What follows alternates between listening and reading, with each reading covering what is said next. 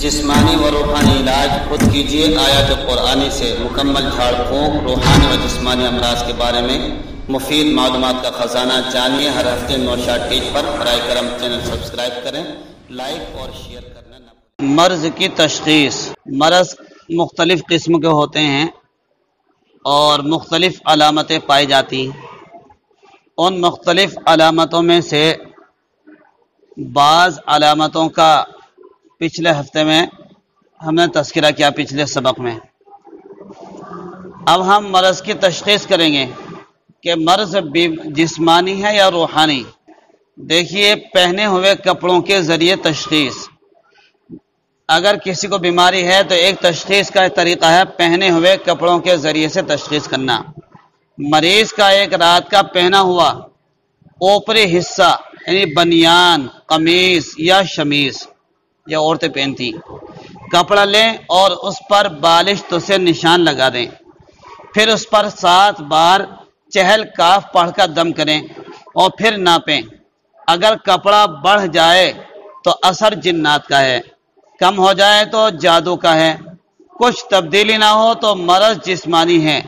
जो नतीजा निकले उसको नोट कर लें, फिर दोबारा कपड़े पर दम करें और फिर इसी तरीके से चहल काफ पढ़कर फिर उसको दम करें, फिर उसको नापें, फिर उसके मुताबिक उस एतबार से इलाज करें। चहल काफ क्या है? चहल काफ भी सुन लीजिए।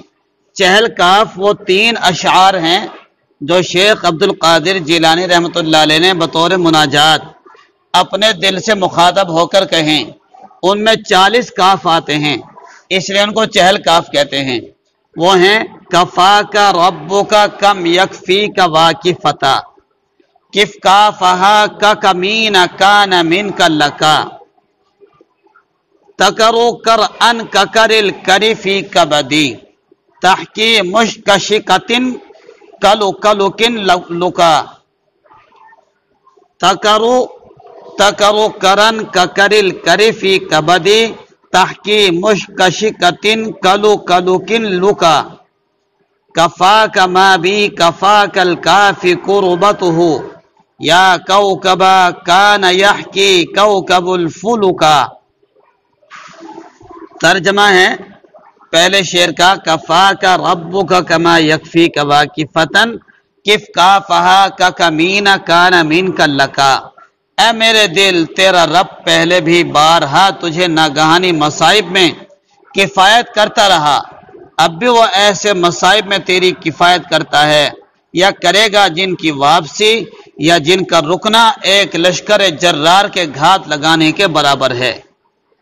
दूसरा शेर था, तकरू कर अन ककरिल करीफी कबदी, तहकी मुश्कशिकतिन कलु कलुकिन लुका।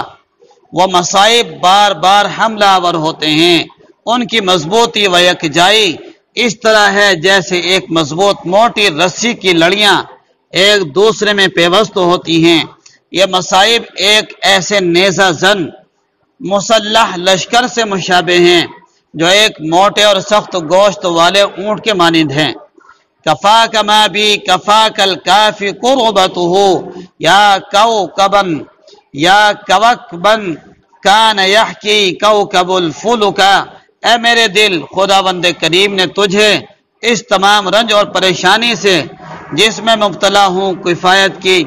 ऐ मेरे दिल, तो सितारा है जो आसमान के सितारे से मुशाबे है। अगर निशान बढ़ जाए तो जिन्नात का असर है, अगर कम हो जाए तो जादू का असर है, अगर बराबर है तो मर्ज़ जिस्मानी है। आमिल अपने बालिश तो भी मरीज के बाजू पर रखकर तशख़ीस कर सकता है। कुछ चीज खिलाकर मरीज की तशख़ीस करना कैसे? मर्ज़ के मुतालिक मालूम करना मकसूद हो कि रूहानी है या जिस्मानी, तो बर्ग नीम यानी नीम के पत्ते 4 आदत लेकर हर एक पत्ते पर ये आयत 7 बार पढ़कर दम और मरीज को खिला दें। आयत यह है, ला युजल्लीहा लिवक़तिहा इल्ला हु। अगर जायका कड़वा है तो मर्ज़ बदनी है, अगर जायका नमकीन है तो अलामत सहर या जादू है, अगर जायका मीठा है तो असर आसिब है। या अलिफ लाम मीम साद, अलिफ लाम मीम रा, 3 بار چینی پر دم کر کے مریض کو کھلائیں. اگر کڑوا ہو تو سحر ہے، اگر زیادہ میٹھا ہو جائے تو سایہ ہے. ایک عمل ہے جو حضرت شیخ محمد محدث تھانوی رحمۃ اللہ مرقدہ کا ہے. حضرت رحمہ اللہ حاجی امداد اللہ مہاجر مکی نور اللہ مرقدہ کے عمل سے تھے. ان کا بھی ایک عمل ہے مریض کی تشخیص کرنے کے لیے.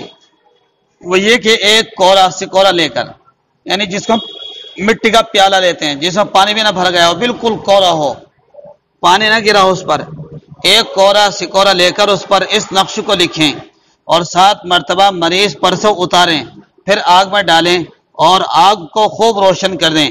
اگر حروف سفید ہو جائیں تو مریض پر سحر ہے، اگر سرخ پڑ جائیں تو چڑیل کا اثر ہے، اگر حروف غائب ہو جائیں تو آسیب پری ہے، اگر حروف سیاہ رہیں تو مرض بدنی ہے. نقش ہے عین ہا عین. اس نقش کو لکھنا ہے بار بار پورے پیالے کے اوپر. یہ نقش بنا کر لائن کھینچے چاروں طرف اور باکس بنا کر اس کو لکھتے چلے جائیں. پورا پیالہ لکھائی سے بھر دیں. اس نقش کو لکھ کر مریض پر سے وار کر آگ میں ڈال دیں. مریض پر دم کر کے تشخیص بھی کی جا سکتی ہے. مریض کو اپنے سامنے بٹھا کر اس پر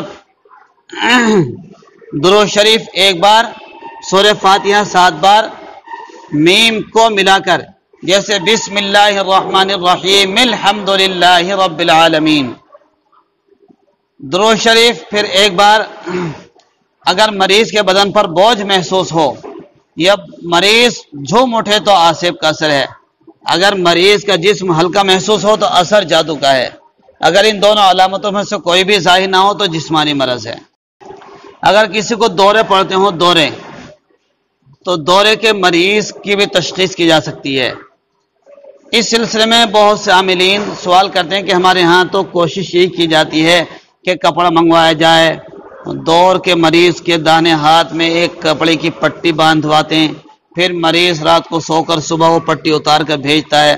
اس طرح تھوڑے سے وزن میں بذریعہ ڈاک مکمل گھر کے کپڑے آ جاتے ہیں. پھر کپڑے کی تشخیص کے طریقے پر تشخیص کرتے ہیں. اگر کوئی کپڑا نہ بھیجوا سکیں تو حالات کے مطابق علاج دے دیتے ہیں. دور سے مریض کی تشخیص کرنے کے 2 ہی طریقے معتبر ہیں. ایک طریقہ کشف کا ہے اور دوسرا جنات کے ذریعے. چاہے جنات حاضرات کے ہوں، باطنی رابطے والے ہوں یا پھر ظاہری حاضری والے. عملیات میں یہ 2 ہی طریقے ہیں، اس کے علاوہ کوئی طریقہ نہیں ہے. باقی اس کے علاوہ فراڈ طریقے ہیں.